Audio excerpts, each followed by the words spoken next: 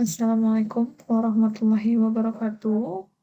Pada video kali ini kita akan membahas tentang momentum sudut ya. Ini merupakan materi lanjutan dari video sebelumnya yang mengenai momentum linear. Oke, misalkan sini ada seorang pelancar es ya dan sebuah tiang kaku ya. Seorang peluncur es ini ya, meluncur ke tiang dengan mengarahkan tubuhnya sedikit ke tepi sehingga ia tidak menabrak tiangnya ya. Nah, ketika ia mendekati tiang ya, ia menyentuh dan memegang tiang lalu terbentuklah aksi seperti ya yang menyebabkan dirinya itu bergerak dalam lintasan yang melingkar. Nah, kalau kita melihat gagasan tentang momentum linier, ya, ini akan membantu kita mengenai atau menganalisis gerak translasi dari si pelancar es ini. Nah, misalkan di sini ada benda bermassa M, ya, yang berada pada jarak r tertentu, dia memiliki momentum, ya, di mana di dalam menjelaskan gerak linier dari suatu benda ya kita dapat menggunakan sigma gaya yang sama dengan perubahan momentum per waktunya. Nah, dari persamaan tersebut nantinya kita akan menghasilkan besaran baru yang bernama torsi. Ya, torsi itu merupakan perkalian antara posisi dengan gaya ya. Jadi perkaliannya perkalian silang. Nah, dalam menentukan persamaan momentum sudut ya juga dapat diperoleh dari persamaan torsi ya, di mana torsi ya sigma torsi itu akan sama dengan perubahan momentum sudut per waktu ya, sedangkan momentum sudut itu sama dengan R cross P. Posisi dikalikan dengan momentum linear. Nah, jadi momentum sudut itu dari sebuah partikel dapat kita definisikan sebagai hasil kali silang ya antara vektor posisi saat partikel atau R dan momentum linear sesaat P. Nah, jadi karena momentum sudut ini merupakan besaran vektor, jadi kalau untuk besarnya momentum sudut itu dapat dituliskan sebagai MRV sin theta. Nah, misalkan di sini ada sebuah partikel ya, ada bidang XY, dia bergerak melingkar dengan jari-jari R ya, berapa besar dan arah momentum sudut relatif terhadap O ya, ketika kecepatannya sama dengan V. Momentum linear itu akan selalu berubah ya dalam arahnya ya, tapi bukan dalam besarnya. Nah, dalam situasi ini pun ya kita menggunakan besar sudut yang dibentuk antara R dan V ya. V ini kan merupakan besaran yang berasal dari momentum ya, MV ya, berarti di sini bisa sebagai besaran P. Nah, berapa besar sudut yang dibentuk antara R dan V yaitu 90 derajat. Nah, sehingga kita dapat menentukan momentum sudutnya yaitu L sama dengan MVL sin 90 ya, yaitu L-nya akan sama dengan MVR. Nah, arah momentum sudutnya juga akan konstan ya, meskipun arah momentum linearnya yaitu M kali V-nya itu akan terus berubah ya. Nah, dengan menggunakan aturan tangan kanan ya, kita dapat menemukan arah dari momentum sudut, ya.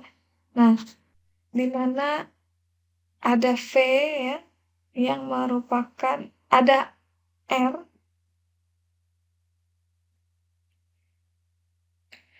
R yang merupakan telapak tangan ya, lalu jari-jari ini merupakan arah kecepatan, maka arah momentum sudutnya akan keluar dari diagram ya, akan keluar dari gambar. Nah, dicoba-coba ya di uh, tempatnya masing-masing. Nah, sekarang kalau dilihat dari gambar ya, sebelum mendapatkan persamaan momentum sudut, kalau dilihat dari gambar, itu tadi yang Ibu jelaskan, momentum sudutnya akan keluar dari diagram ya dengan besar mv kali r ya, dan eh, gerak partikelnya itu gerak melingkar beraturan dengan momentum sudut yang konstan terhadap titik pusatnya yaitu O. Nah, di sini ada sebuah masalah di mana ada dua buah massa yang dikaitkan dengan katrol ya. Tentukan percepatannya ya. Sekarang dengan menggunakan pendekatan momentum sudut ya, lalu tidak ada gesekan antara massa benda dua dengan meja ya. Lalu gerakan antara katrol ya itu tidak merupakan sistem yang terisolasi ya, karena katrolnya juga berotasi. Caranya yaitu kita abaikan saja gaya-gaya eksternal ya, gaya-gaya internal. Kita perhatikan saja di sini gaya-gaya eksternal yang bekerja, di mana gaya eksternal yang bekerja pada sistem ini yaitu sama dengan torsi yang besarnya adalah M1GR ya. Lalu momentum sudutnya, nah karena di sini ada 3 buah benda ya, ada M1, M2 dan ada katrol. Di sini katrolnya tidak diabaikan seperti permasalahan pada dinamika ya, karena di sini katrolnya juga ikut berputar ya dan memiliki massa. Maka untuk menentukan momentum sudut dari sistem kita akan menjumlahkan seluruh momentumnya ya. Nah, di mana M1 VR ditambah M2 VR ditambah M VR ya. Nah, ini kan VR-nya akan sama ya semuanya. Maka kita dapat menjumlahkan total massanya dari ketiga benda.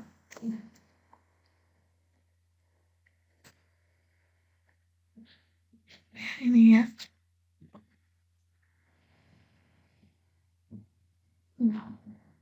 Selanjutnya ya kita masukkan ke dalam persamaan torsi di mana torsi itu merupakan perubahan momentum per waktu ya, kita dapat membuatnya seperti persamaan berikut ya. Turunan dari momentum sistemnya terhadap waktu. Nah, torsi besarnya adalah M1GR.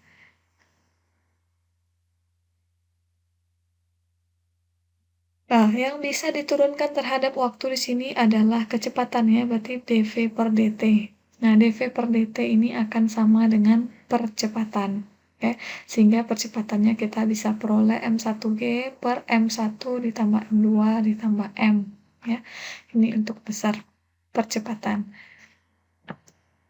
Nah, sekarang kita masuk ke momentum sudut dari benda pejal ya, yang berotasi. Nah, untuk besar momentum sudut dari sebuah partikel yang berotasi ya kita dapat membuatnya sebesar mr kuadrat omega. Omega ini merupakan kecepatan sudut ya. Jadi L itu juga bisa sebanding dengan I omega, di mana I ini merupakan besaran inersia yang besarnya adalah mr kuadrat. Ya, inersia ini tergantung kepada jenis benda ya.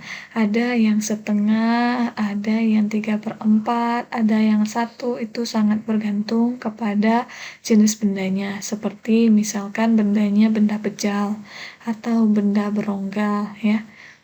Jadi dia akan konstan untuk benda-benda yang rigid. Nah, uh, untuk inersia ya dan percepatan sudut akan saling berhubungan dengan sigma torsi. Nah, ini sangat mirip hubungannya dengan hukum Newton kedua ya, di mana hukum Newton 2 itu sigma gaya sama dengan FA ya. Kalau di sini A yang bekerja adalah inersia ya, sedangkan gaya yang bekerja itu adalah torsi dan percepatan yang bekerja adalah percepatan sudut. Ya. Jadi ya berdasarkan gambar ini ya, manakah yang mengalami momentum sudut lebih besar ya? Apakah ketika direntangkan tangannya atau ketika di dekap tangannya? Nah, sekarang total momentum yang bekerja pada sistem ini akan konstan ya, baik dari arahnya ataupun dari besarannya. Ya, artinya sama dengan 0. Nah, ini kita kenal juga dengan hukum kekekalan momentum sudut. Nah, kapan dia akan konstan? Jika resultan torsi-torsi eksternal yang bekerja pada sistem itu adalah 0. Ya, artinya sistemnya terisolasi. Nah, nih, jika sigma torsinya sama dengan 0 ya, maka momentum sudutnya konstan. Nah, konstan momentum sudutnya berarti inersia awal ya dikali dengan kecepatan sudut awal akan sama dengan inersia akhir dikali kecepatan sudut akhir. Ya, ini sama persis dengan uh, energi mekanik itu ya, sama momentum linear. Misalkan di sini ada seorang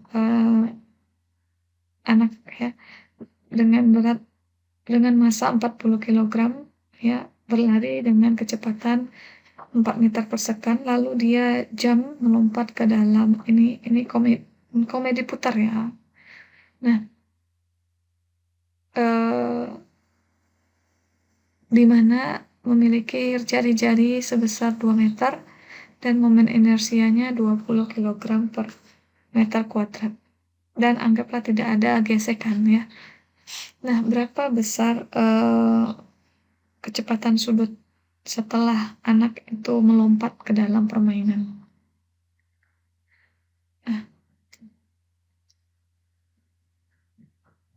Nah, dalam kasus ini kita harus menganalisis bahwasanya momen inersia dari sistemnya itu ya akan sama dengan momen inersia dari papan ya ditambah dengan momen inersia dari anak. Nah, jadi anaknya ini kita anggap sebagai sebuah partikel bermassa ya. Nah, lalu ya anak ini bergerak ya ke titik pusat perputaran dari papan ya sehingga menyebabkan momen inersianya akan menurun, berkurang. Nah, tentunya kecepatan angular ya akan meningkat ya.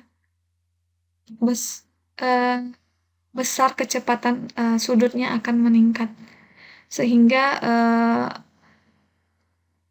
atau momentum angularnya akan tetap konstan.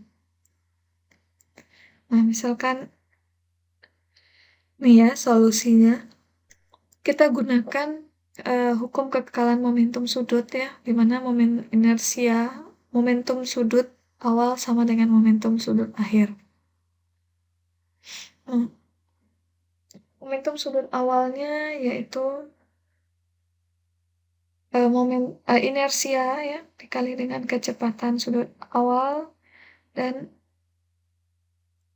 massa dikali kecepatan dikali, radiusnya ya, yang ini untuk momen inersia dari anak ya, ini momen inersia dari, papannya. Sehingga kita dapatkan bahwasannya, momentum awalnya itu adalah massa anak dikali kecepatannya dikali berapa besar radiusnya.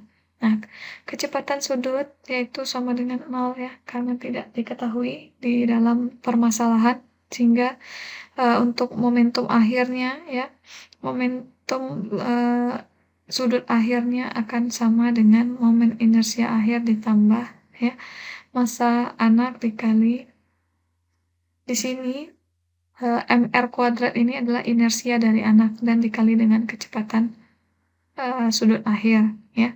Nah, kita samakan kedua persamaan ini ya, sehingga kita dapat menentukan kecepatan sudut akhirnya ya. Yaitu 1,78 radian per second. Nah, sekarang kita masuk lagi ke dalam materi tentang kesetimbangan ya. Nah, kondisi setimbang itu di mana tidak ada gaya eksternal yang bekerja ya, atau gaya eksternal sama dengan 0. Lalu ya, percepatan harus sama dengan 0. Nah, jika benda ini kita modelkan sebagai sebuah partikel ya, maka dia harus mengikuti persyaratan, yaitu sigma torsi sama dengan 0 juga. Berarti ada dua syarat ya, sigma F sama dengan 0 dan sigma torsi sama dengan 0. Jadi sebuah benda dikatakan berada pada titik simbangan harus mengikuti dua syarat tersebut.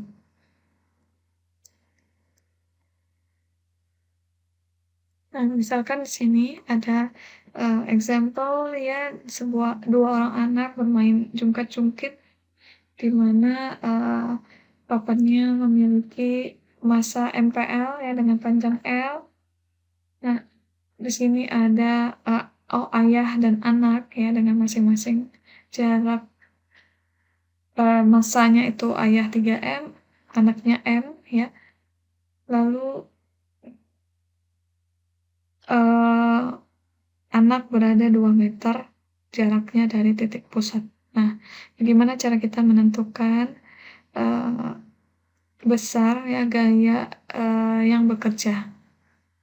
Lalu di mana seharusnya ayah duduk sehingga sistem ini akan setimbang dalam keadaan diam ya. Nah, kita lihat dulu gaya-gaya yang bekerja pada papan ya. Tentunya ada gaya normal ya di sini.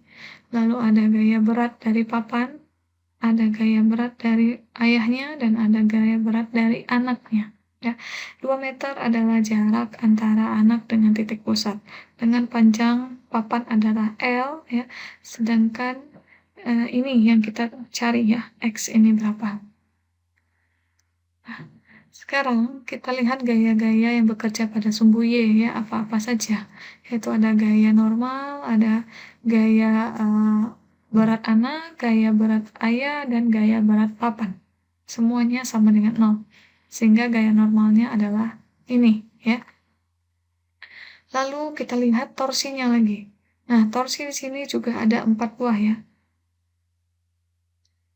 Ada gaya torsi yang disebabkan oleh anak, ada torsi yang disebabkan oleh ayah, ada oleh papan, dan ada oleh gaya normal ya. Jadi untuk totalnya ya, kita lihat di sini untuk yang memiliki torsi hanya anak ya dan ayah saja. Nah, karena papan dan gaya normal itu tidak punya torsi ya, karena dia berada pada pusat ya jadi tidak memiliki, jarak tertentu ya terhadap, eee, gaya. Tadi kan torsi R cross F ya, jadi R cross F itu harus membentuk sebuah harus ada, jarak ya antara, eee, R dan F-nya.